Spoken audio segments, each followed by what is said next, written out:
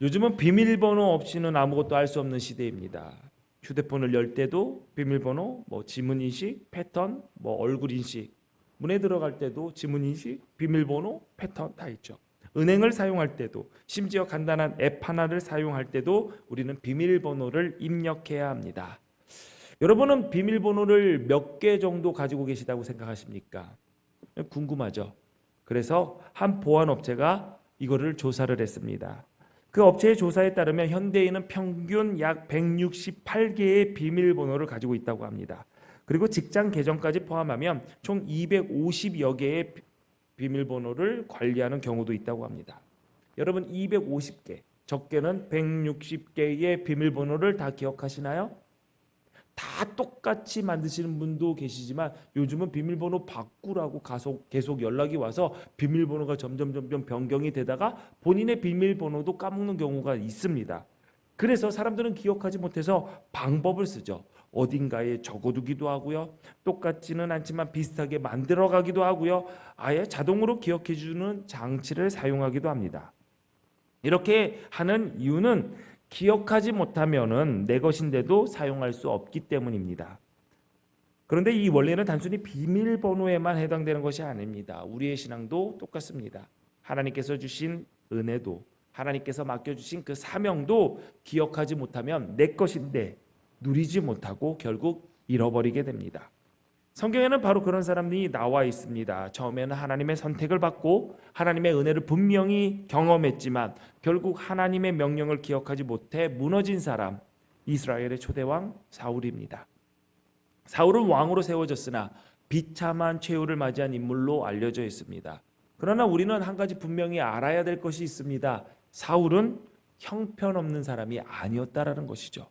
그는 이스라엘의 초대 왕으로 세워질 만큼 분명히 훌륭한 됨됨이를 지닌 사람이었습니다. 성경의 기록을 보면은 왕으로 세워지기 이전의 사울은 하나님과 사람 앞에서 칭찬받던 인물임에 분명합니다. 사울은 온 이스라엘이 왕을 간절히 원하던 때에 갑작스럽게 왕위에 오른 사람입니다.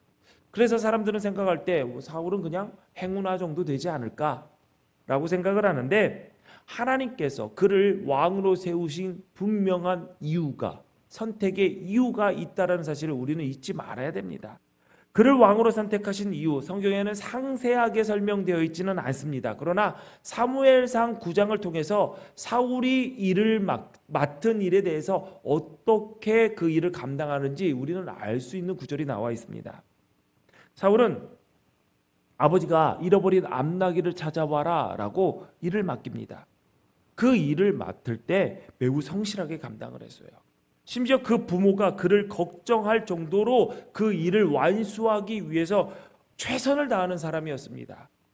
또한 암나귀를 찾는 과정에서 그의 종이 선견자를 찾아가자라고 제안을 했을 때 사울이 이렇게 얘기합니다. 내 손에 아무것도 없는데 어떻게 빈손으로 그 선견자를 찾아갈 수 있겠느냐. 이는 그가 예의와 신중함을 가지고 있다라는 것을 알 수 있는 대목입니다. 결국 종이 준비한 것이 있다라는 말을 듣고서 선견자를 찾아갑니다. 뿐만 아니라 선지자 사무엘이 그에게 이렇게 얘기합니다.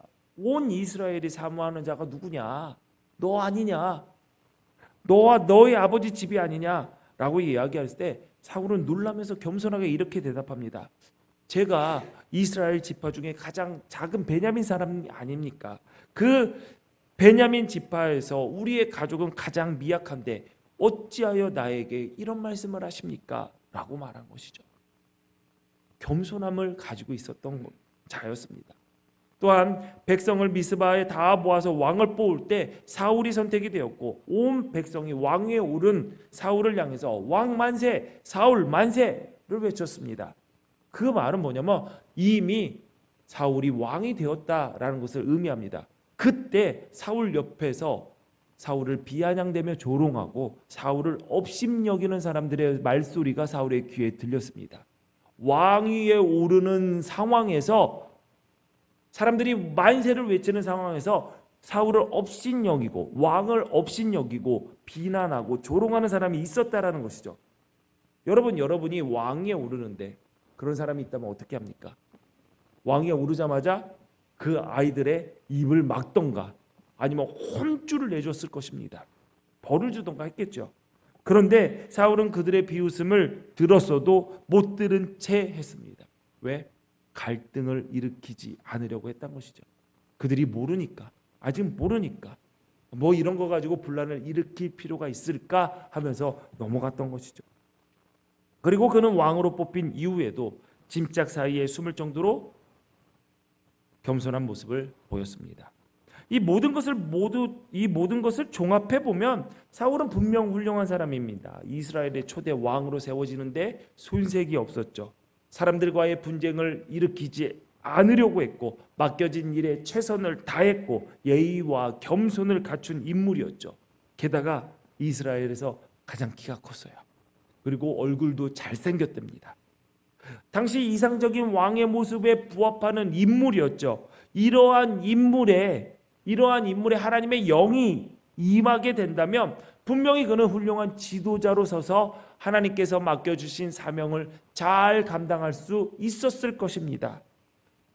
물론 초반에는 그랬죠. 초반에 왕위에 오른 사울에게 하나님의 영이 임했습니다. 사울은 예언을 하고 하나님의 말씀을 대신 전달하고 선포하고 전쟁에 나갈 때마다 승리를 거두면서 승승장구하는 왕이 되었습니다. 하나님께서 맡겨주신 그 백성을 지켰고 하나님께서 기업으로 주신 그 땅을 확보했고 하나님께서 맡겨주신 사명, 그 왕, 백성을 돌보라는 그 왕의 사명을 정말 최선을 다해서 지키는 왕이 되었죠. 그런데 그의 인생을 무너뜨리는 위기가 찾아왔습니다. 사울이 왕이 된 지 불과 2년이 지난 그때에 블레셋이 침공을 했죠. 여러분, 사울이 굉장히 오랜 시간 동안 왕위에서 왕노릇하다가 왕위의 그 권력의 맛에 취해서 무너졌을 것이다라고 생각을 하지만 2년입니다. 2년이 되었을 때에 그가 우리가 잘 아는 사무엘을 대신하여 스스로 제사를 드리는 실수를 범하게 됩니다. 명백한 불순종이었습니다. 기다려야 하고 하나님께 제사를 드려야 할 선지자가 제사장이 오기 전에 자신이 제사를 드렸습니다. 제사를 집례했습니다. 왜요? 백성들의 사기가 떨어진다. 군사들이 도망가기 시작했다. 군사들 사이에 우리가 이번 전쟁에는 지게 될 것이다. 하나님께서 우리를 도우시지 않는다. 큰일 났다. 라는 부정적인 여론이 자꾸 들려오니까 사무엘을 대신해서 본인이 제사를 드립니다. 이는 하나님께 대한 명백한 불순종이었죠. 이어지는 아말렉과의 전투에는 더욱더 큰 문제를 일으킵니다. 하나님께서 모든 것을 진멸하라 라고 명령하셨지만 사울은 그 명령에 온전히 순종하지 않았습니다.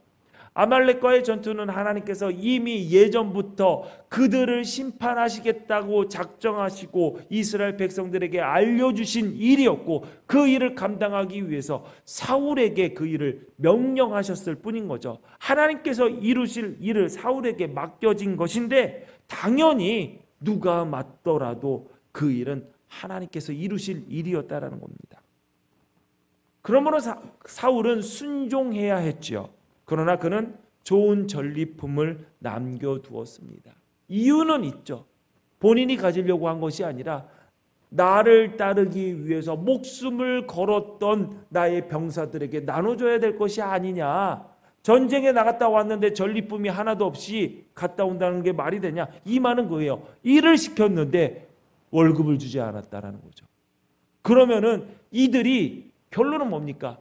나를 믿고 따르겠느냐? 하나님께서 하실 일에 대해서 내가 나옵니다. 하나님이 하신 일이 아니라 내가 한 일이 된 거죠. 그래서 내가 이들을 챙기기 위해서 이것을 진멸하지 않았다. 라는 말을 하나님께 제사드리려고 라는 말로 아름답게 꾸밉니다. 아말렉 왕 아각을 그 자리에서 죽여야 되는데 아말렉 왕 아각을 사로잡아 포로로 끌고 옵니다. 왜 그랬을까요? 그들을 적국의 왕을 사로잡아 백성들 앞에 승전의 기념, 승전을 축하하는 자리에 보여주면은 본인이 얼마나 위대합니까? 와, 우리의 왕 사울이 우리의 원수였던 아말렉의 왕을 저렇게 잡아왔다. 그것을 기대했던 것이죠. 그는 순종하지 않았습니다. 결국 이 일로 사울에게서 하나님의 영이 떠나게 되고 대신 악한 영이 그를 괴롭히기 시작했죠. 그는 점점 무너져갔고 결국 비참한 최후를 맞이하게 됩니다.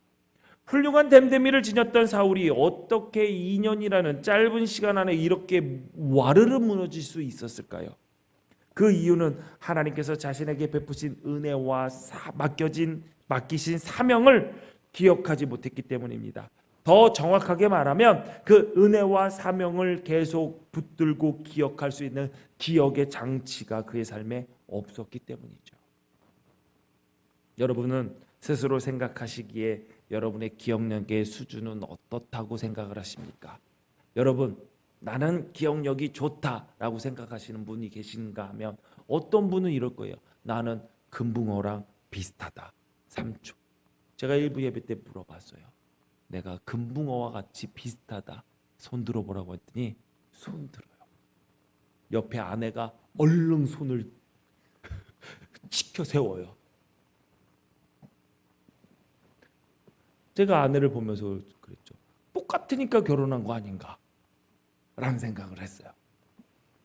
여러분, 여러분의 기억력의 수준은 어떻습니까? 내가 기억력이 좋다, 나쁘다 판단을 하셨을 겁니다. 스스로 기억력이 좋게 태어났다고 여기시는 분들도 계실 거고 반대로 나는 맨날 까먹어 라고 생각하시는 분들도 있을 거예요. 그러나 기억력은 단순히 타고난 능력의 문제로만 볼 수가 없습니다. 물론 사람마다 뇌의 정보 처리 속도나 주의 집중력, 작업 기억의 크기는 분명히 차이가 있습니다. 어떤 사람은 단기 기억력이 좋아서 바로 본 것을 짧게 기억하는 능력, 시험 볼 때 벼락치기 하는데 아주 특화된 사람들이 있거든요. 그런 사람이 있는가 하면은 단기 기억은 엉망인데 장기 기억, 오래 기억하는 사람들이 있기는 합니다. 어떤 사람은 한 번 들으면 바로 잘 기억하는 사람이 있는가 하면 어떤 사람은 진짜 여러 번 얘기를 해줘야지 겨우 하나 기억하는 사람들도 있죠. 옆에 사람 치지 마세요. 같이 살고 있잖아요. 그러나 실제 삶 속에서 드러나는 기억력의 대부분은 타고난 능력보다 습관에 의해 더 크게 좌우가 됩니다. 사람들이 기억하는 과정에는 특징이 있습니다. 사람은 어떤 정보를 학습하고 들은 직후부터 빠르게 잊기 시작한다는 거예요. 여러분들은 아니에요? 확인해 볼까요? 제가 오늘 설교 무슨 이야기로 시작했어요? 비밀번호. 웃으시는 분들은 다 잊어버린 거예요. 일부 예배 때는 어떤 분이 박수까지 치셨어요. 네. 10분 내에 벌써 잊기 시작한 거예요. 빠르게 잊기 시작합니다. 하루에도 수백 가지의 정보를 접하게 되는데 우리의 뇌는 이 정보를 다 처리할 수가 없어요. 그래서 덜 자주 사용하는 정보부터 자동으로 삭제하기 시작한다고 합니다. 따라서 아무리 중요한 정보라 할지라도 그것이 반복되거나 다시 사용되지 않으면 자연스럽게 기억은 약해지고 결국은 잊어버리게 된다는 것이죠. 또 우리의 감정도 기억력에 영향을 준다고 합니다. 사람은 불편하거나 부담이 되는 정보일수록 무의식적으로 회피하는 경향이 있기 때문에 부담이 되고 책임감이 느껴지는 정보는 바로 잊어버린다는 거예요. 바로. 그러니까 여러분들의 자녀들에게 너 숙제했니? 내가 몇 번이나 얘기했는데 너 왜 그거를 못 듣니? 저 들은 기억이 없어요. 그러면 열받아 하지 마세요. 부담스러워서 뇌가 무의식적으로 지워버린 거예요. 이거를 보고 알았어요. 아, 왜 우리 애들이 자꾸 못 들었다고 했을까? 말한 적이 없다는 거예요. 억울해서 눈물까지 흘려요. 제가 강단에서 그렇게 얘기를 해도 목사님 은혜 받았어요. 제가 이 교회에 오래 다녔는데 이 설교 들으면서 은혜 받은 거 처음이에요. 억울해요. 나는 왜 매주 설교를 바꿀까? 1년 12 다 똑같이 해도 기억을 못하는 사람은 있을 텐데 알았어요. 아, 부담이 됐구나. 책임지고 싶지 않구나. 그래서 잊어버리는구나.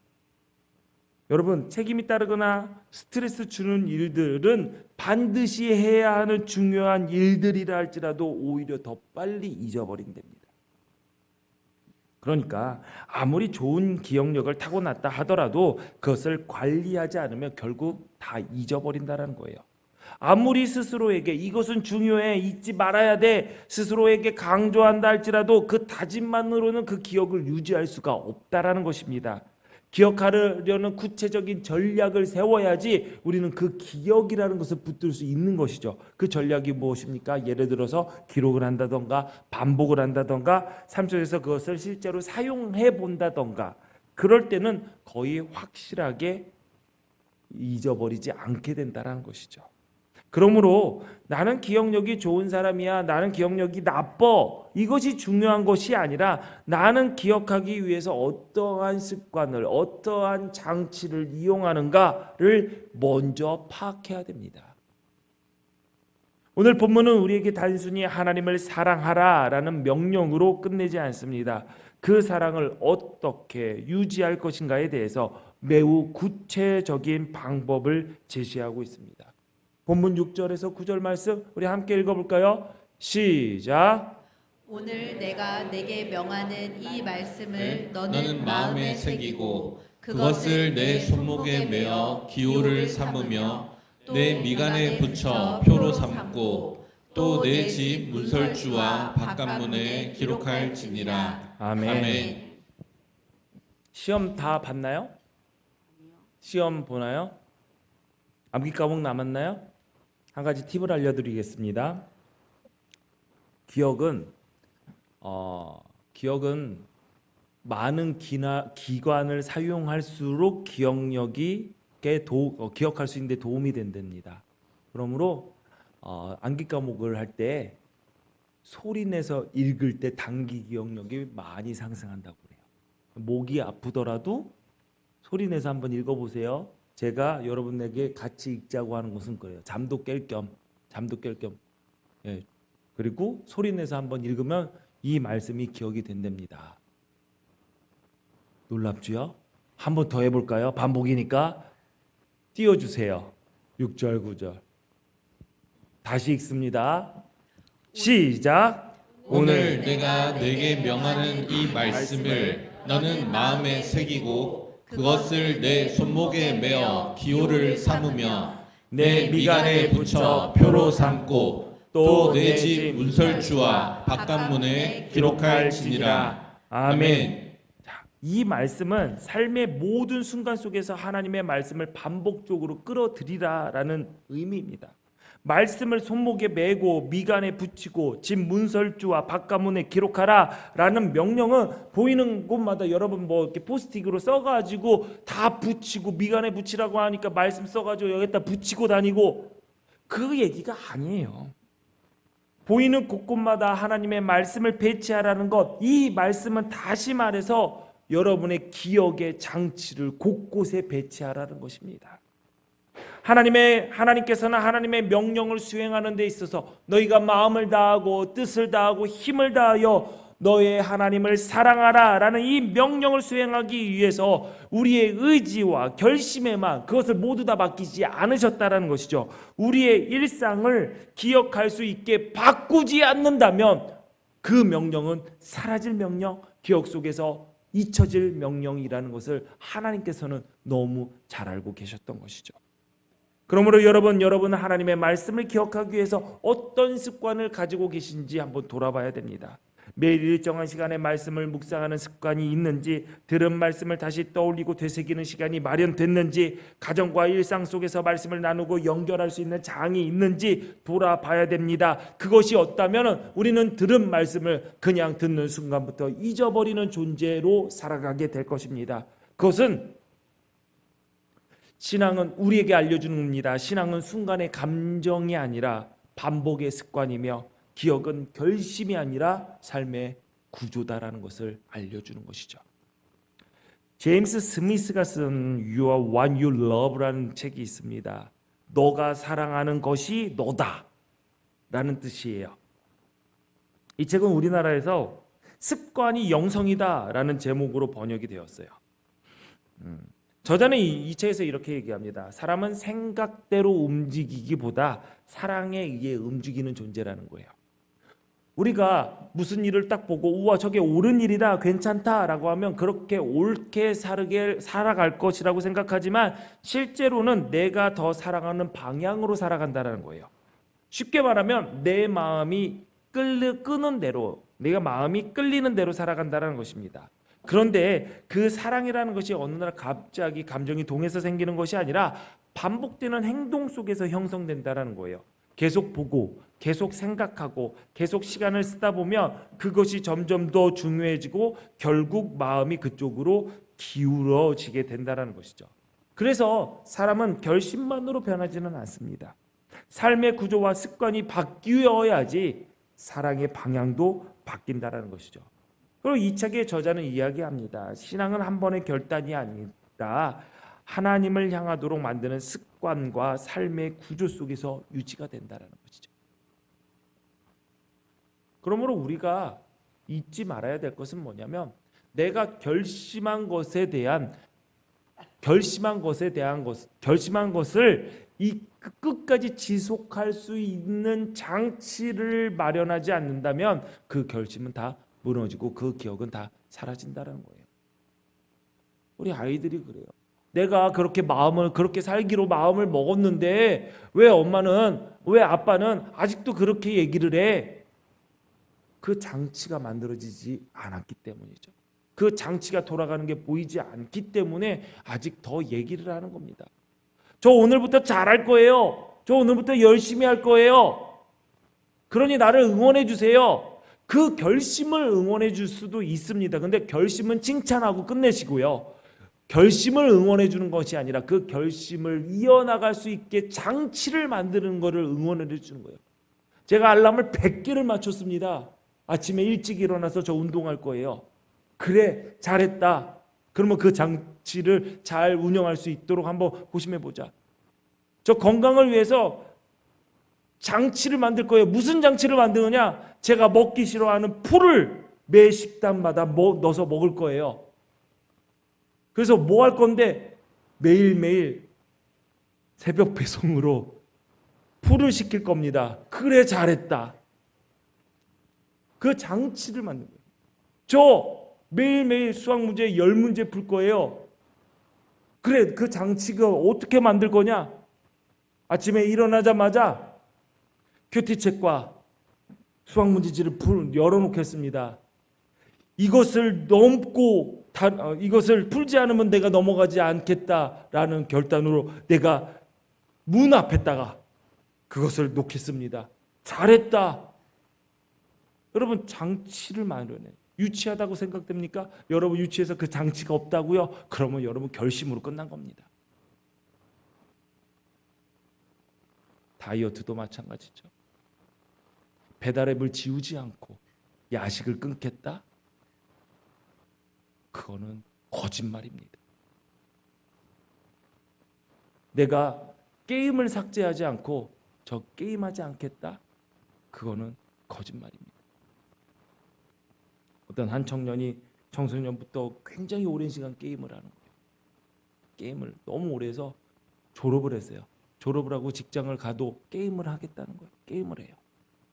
그 게임이 너 무슨 게임을 하냐 했더니 한두 시간에서 끝나는 게임이 아니라 몇 년에서 끝나는 게임들 있잖아요. 그러니까 인생을 게임과 함께 살아가는 것들을 그래서 하고 있어요. 늘 물어봤어요. 게임 끊었니? 어디서 물어봤냐? 개인적으로 묻지 않았습니다. 설교 중에 게임 끊었니? 아직 안 끊었습니다. 얘들아, 우리 같이 이수성 집사님 게임 끊기 위해서 기도하자. 왜 웃으세요? 아, 이름을 말했군요. 게임을 끊었습니다. 노트북에서 삭제를 하고. 그게 장치가 있어서 서운하니? 아니요. 사람같이 살더라고요. 저 응원했습니다. 노트북을 없앤다는 거예요. 놔줘. 내가 보관하고 있을게. 네.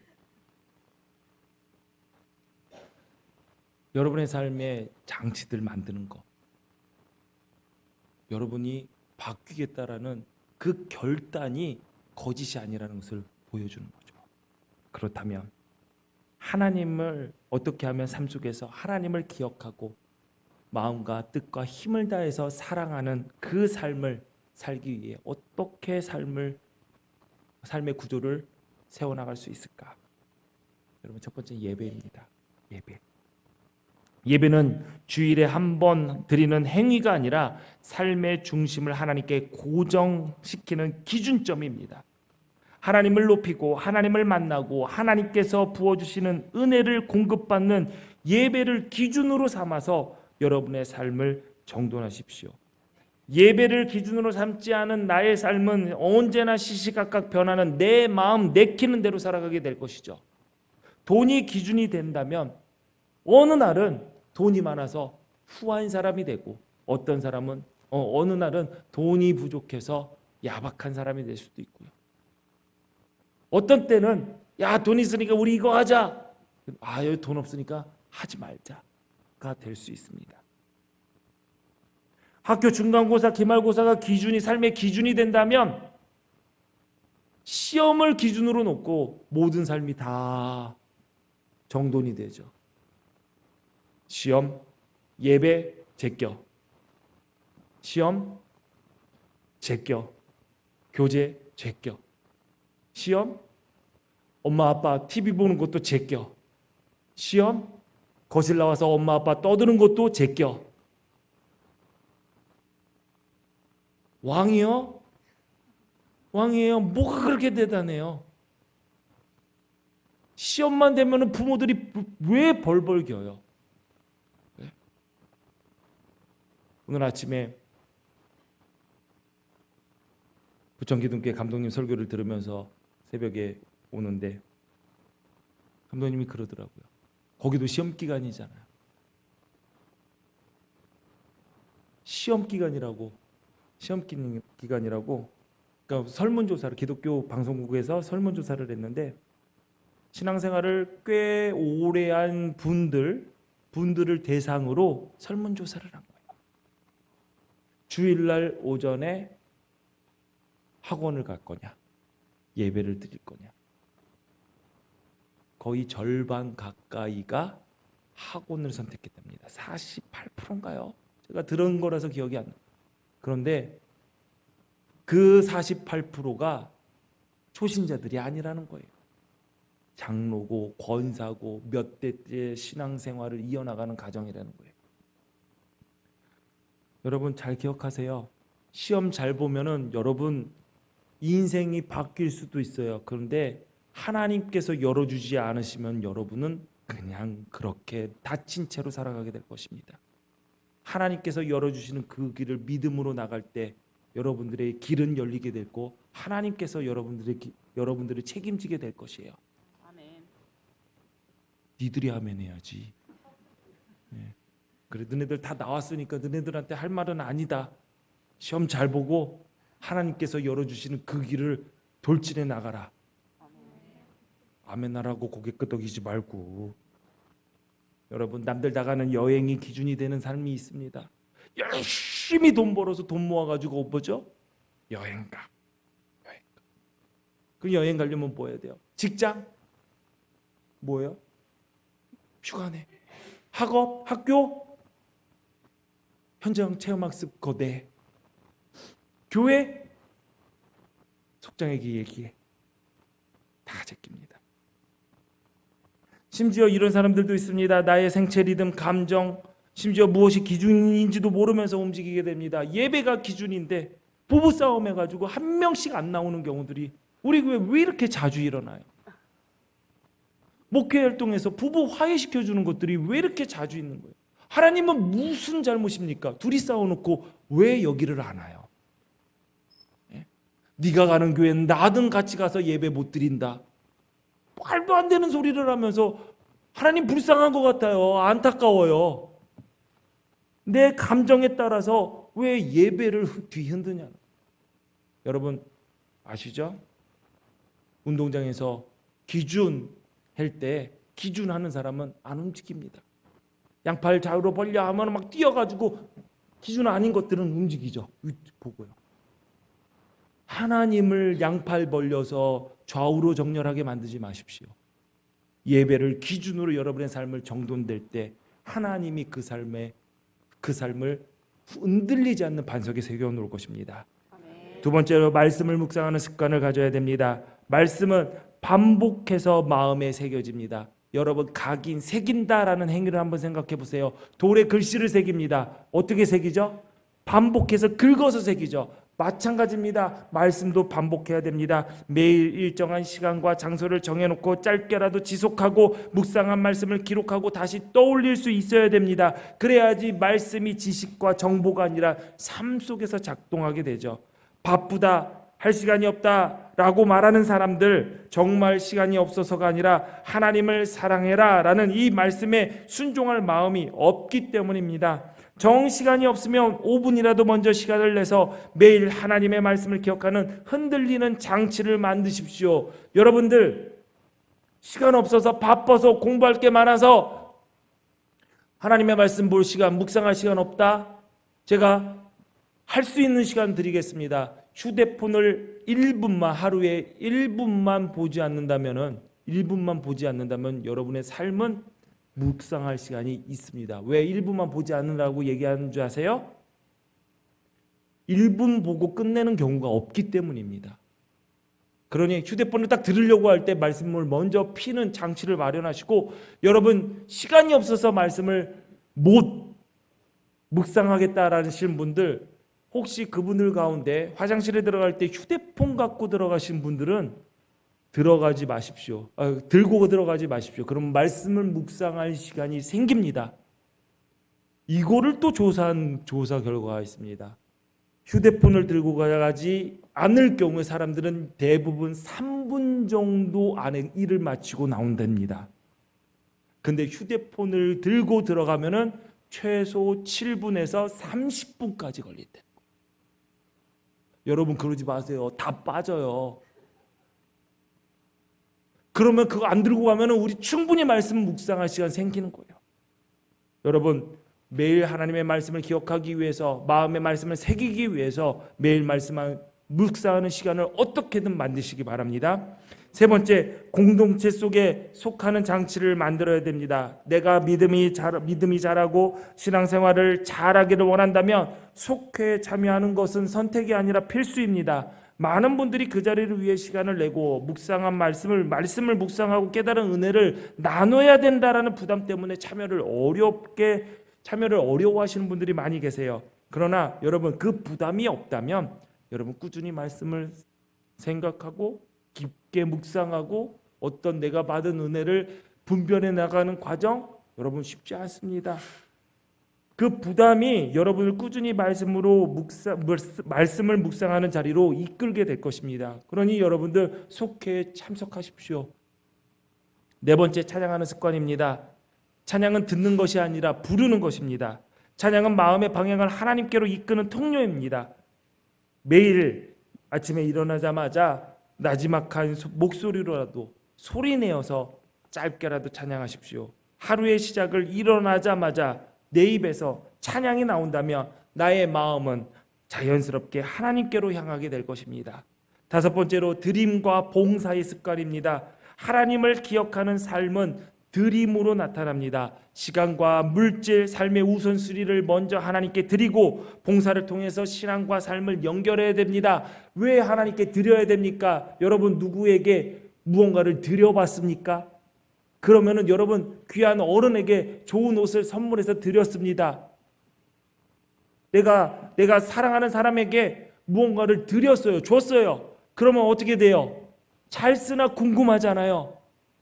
기쁘나 궁금하잖아요. 그 말은 무엇이냐? 마음이 간 거예요. 관심이 간 거예요. 그래서 드림이 중요합니다. 하나님께 드린 것이 있어야지 하나님 나라에 관심이 있는 것이고, 하나님 나라가 어떻게 일하고 있는가 마음이 가지는 겁니다. 그래서 드리라는 거예요.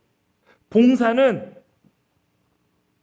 하나님의 일을 감당하는 것, 천성을 향해 전진해 나가는 그 발걸음이 순간의 감정이 아니라 책임으로 지속되어야 된다라는 것을 몸이 기억하게 만들어주는 것입니다.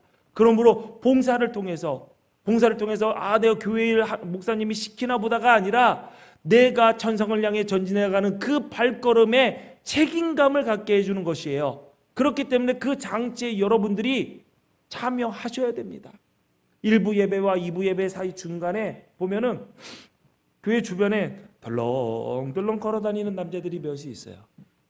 한 손에는 비닐봉지를 들고 한 손에는 기다란 집게를 들고 덜렁덜렁 걸어다니는데, 그게요 덜렁덜렁 걸어다니는 것이 아니라 내가 이 남은 시간에 이 교회 공동체에서 뭘 위해서 뭐를 할까 할 게 없으니까 이거 붙잡은 거예요. 그래서 여기에 있는 담배꽁초들을 다 주워요. 먹다 남은 음료수병, 음료수 컵, 고맙게도 예쁘게 핀 꽃 화분 옆에다가 예쁘게 놓고 들어가세요. 그러면 그것도 다 비워서 치웁니다. 누가 시킨 적이 없어요. 그냥 돌아다니는 거예요. 그냥. 왜 그럴까요? 본인 스스로 하나의 장치를 마련합니다. 내가 이 교회에 소속된 성도다. 이곳이 나의 집이기도 하고 나의 아버지의 집이기도 하니 나는 당연히 책임감 갖고 이 일을 감당하겠다라는 그 장치를 그 덜렁덜렁 비닐봉지 돌면서 돌아다니면서 담배꽁초 줍고 그걸로 잡은 겁니다. 여러분 기억하십시오. 영성, 신앙, 믿음 어떤 특별한 순간에 확 자라는 것이 아니라 반복되는 일상의 구죽 속에서 형성됩니다. 이 모든 이야기를 들으시고 어떤 분들은 이렇게 느끼실 수 있어요. 아, 빡빡하다. 내 삶을 올가매는 것 같다. 솔직히 귀찮고 힘들다. 그럴 수 있습니다. 그러나 여러분, 이것은 우리를 묶어두기 위한 것이 아니라 우리를 지켜주기 위한 것입니다. 사실 우리는 이미 무언가에 묶여 살고 있어요. 습관에 묶여 있고 환경에 묶여 있고 내가 원하는 것에 묶여 있고 돈에 묶여 있고. 질문은 이것이죠.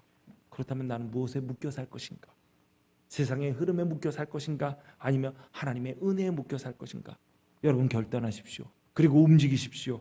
움직이는 것으로 멈추지 마시고 이 움직임이 멈춰지지 않게 장치를 마련하십시오. 습관이 되도록 여러분 기억의 장치를 마련하십시오. 그 장치들이 우리를 억누르는 짐이 아니라 우리를 하나님의 은혜 안에 붙들어주는 좋은 친구가 될 것입니다. 그래서 우리의 삶이 흔들리는 감정이 아니라 지속되는 기억과 습관 속에서 하나님을 사랑하는 삶으로 이어지게 될 것입니다. 그런 삶이 되시기를 주님의 이름으로 축원합니다. 아멘. 기도하시겠습니다. 하나님 아버지, 오늘 말씀을 통해 우리가 무엇을 사랑하며 살아가는지 돌아보게 하시니 감사합니다. 주님, 우리는 자주 알면서도 잊어버리고 주님보다 다른 것에 마음을 두며 살아왔음을 고백합니다. 이제 우리의 마음이 주님을 향하게 하시고 우리의 삶 속에 주님을 기억하는 거룩한 습관들이 세워지게 하옵소서. 그리하여서 반복되는 이 삶의 장치들, 기억의 장치들을 통해 주님을 사랑하는 그 믿음이 자라나게 하옵소서. 예수님 이름으로 기도하옵나이다. 아멘.